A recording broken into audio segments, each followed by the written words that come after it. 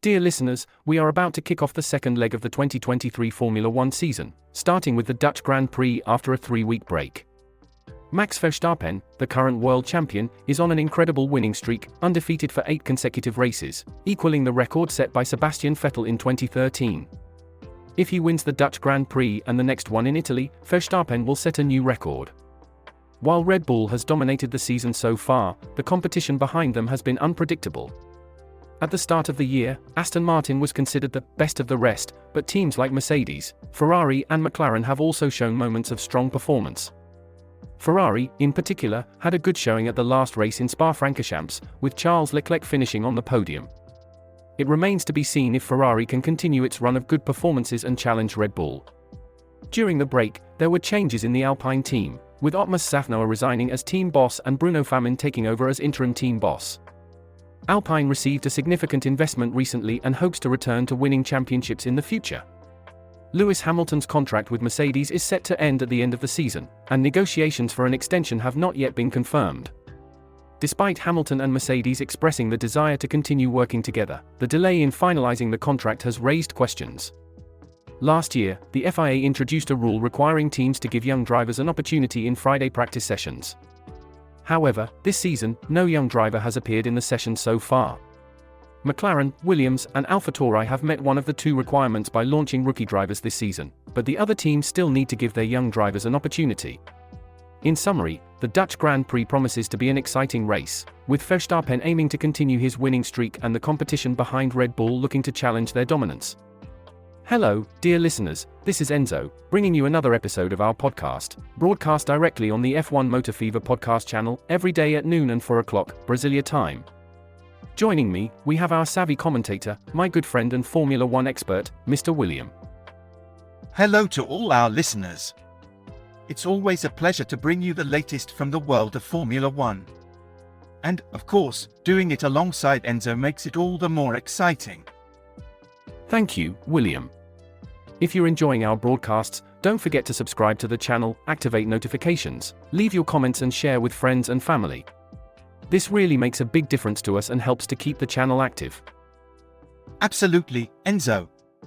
Every comment, every share, every subscription makes a difference. And today, dear listeners, we have news that, I believe, will be relevant to all of you. We are about to enter the second half of the Formula One season and the scene is heating up. Max Verstappen is about to break Sebastian Vettel's record, but there are many other interesting developments in play. You won't want to miss the details of this news. Let's delve deeper into this topic and understand what's going on. This sounds super interesting, Enzo. I can't wait to get into this discussion.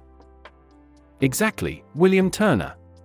So, without further ado, let's get down to business. Foot on the pedal. Hold on. Here we go.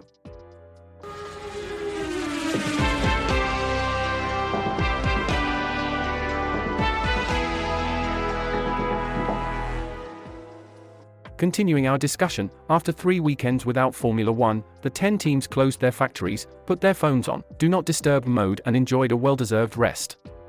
But now the second half of the 2023 season is back in action with this weekend's Dutch Grand Prix.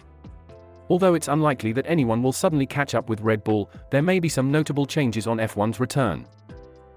Yes, Enzo, it's always interesting to see how the teams adjust and adapt during the break. Exactly, William. And speaking of adjustments, I'd like to highlight the incredible performance of Max Verstappen. He is currently on the longest winning streak of his F1 career, and one of the longest in F1 history. With his victory at the Belgian Grand Prix before the break, the current world champion is now undefeated for 8 Grand Prix. It's really an impressive achievement, Enzo. Verstappen has been showing incredible form this season. No doubt, William. And you know what's even more interesting?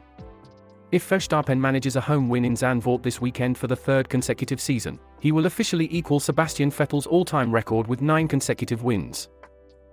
That would be something, wouldn't it, Enzo? Indeed, William. And now, a little joke to lighten the mood. Do you remember that time when Verstappen's trophy was knocked over at the end of the race? Ha ha ha, I do remember. It was when Norris accidentally knocked over the trophy, right? That's right. It was a funny moment, poor Verstappen. I wonder if they managed to fix the trophy. I don't know, Enzo, but it's quite likely they had to make another one. Well, at least it gave us a good laugh, didn't it? Ha ha ha. Now, addressing the competition behind Red Bull, there's no reason to suggest that the competition won't continue to be as fierce as it has been so far. The order has changed depending on the circuits, conditions, and which teams brought updates to the various rounds. Ferrari fans and the team itself will be hoping that their rivals haven't overtaken them during the break. Yes, the competition has been really intense. But, Enzo, I'd like to touch on another point. Have you seen the changes in the Alpine team? Ah yes, good observations, William. Indeed, there have been some significant changes in the Alpine team. Otmar Szafnauer stepped down as team boss during the break. After joining the Aston Martin team ahead of the 2022 season, Szafnauer had success in his first year, with the team finishing in a solid 4th place in the Constructors' Championship, behind the Big Three, Red Bull, Ferrari and Mercedes, and crucially, ahead of McLaren. That was really a notable achievement, Enzo. But in 2023, Alpine's performance remained relatively static, while McLaren launched itself into the battle behind Red Bull. With a new CEO at Alpine, both Szafnauer and sporting director Alain Permanet said their goodbyes, signaling the start of a new chapter for the team, with Bruno Famin taking over as interim team boss. This really seems to be a new phase for the Alpine team. I believe so, William Turner. Wrexham FC's Hollywood owners, Ryan Reynolds and Rob McElhenney, recently made a significant investment in the Alpine F1 team, indicating that the team is at the start of another new cycle. They hope to return to winning championships next year. It will be interesting to see how this unfolds, Enzo. Absolutely, William Turner. And we can't forget about Lewis Hamilton's contractual situation at Mercedes.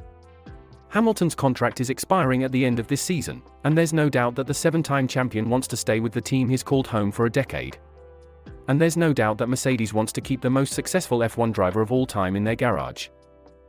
Yes, Enzo, it will certainly be intriguing to see how this situation develops. And now, talking about the rookies, last year, the FIA introduced a new rule in the sporting regulations that required all teams on the grid to run so-called young drivers in Friday practice sessions at least once for both cars during the season. The idea was to offer emerging drivers the opportunity to test current cars in representative conditions, rather than simply running in outdated machines in private tests. That's an interesting approach to giving young drivers a realistic chance to experience Grand Prix conditions. Absolutely, William.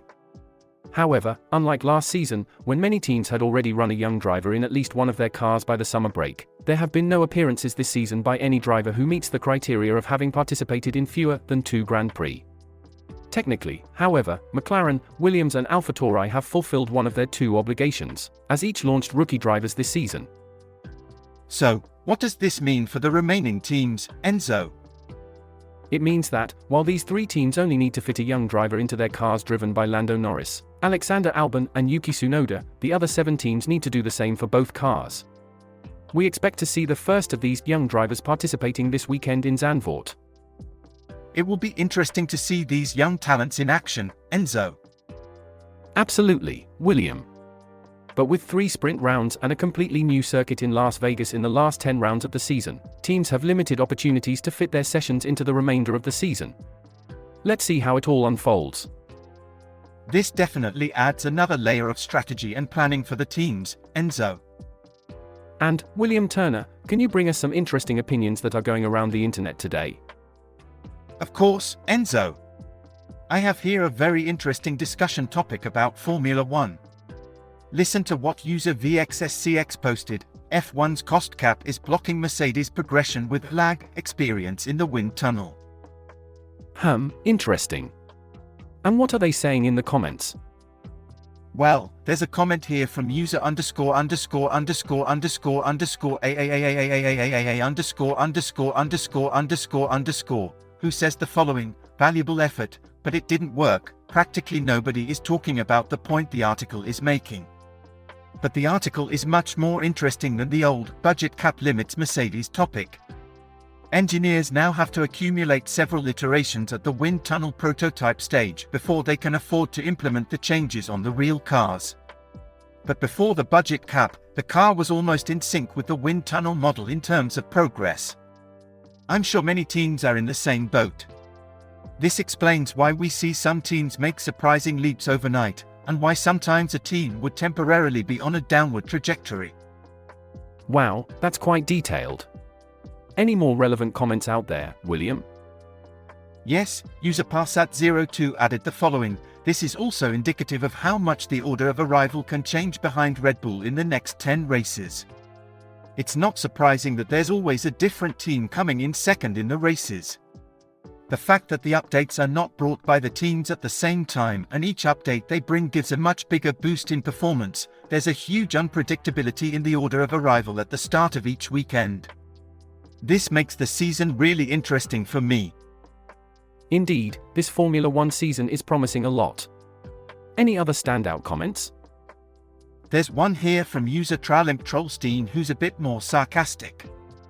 He says, imagine no longer being able to spend more than your most competent rival per year to guarantee 7 consecutive titles. Poor things. I'll get the violin for them. Ah, yes, the competition is getting fiercer. No doubt, the cost cap has brought a new dynamic to Formula One. Thanks for the comments, William. No problem, Enzo. It's always interesting to see what the fans are thinking.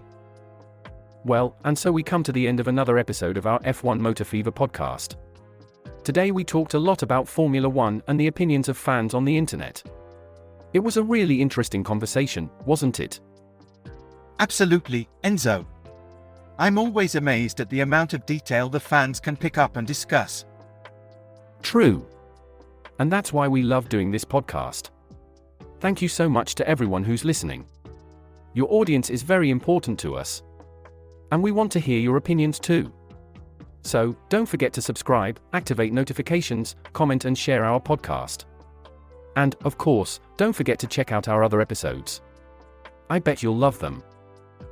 And don't forget, we're here every day at noon and 4 o'clock. Don't miss out. And look, there's a lot of interesting stuff coming up. I can't give spoilers, but I guarantee you'll love it.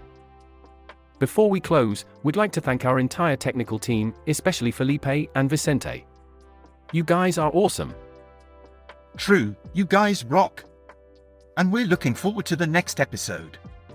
I'm sure it's going to be amazing. Absolutely, William. And now, to close, let's go to our famous catchphrase, pedal to the metal and eyes on the track, our channel always wins. And now, cue the jingle.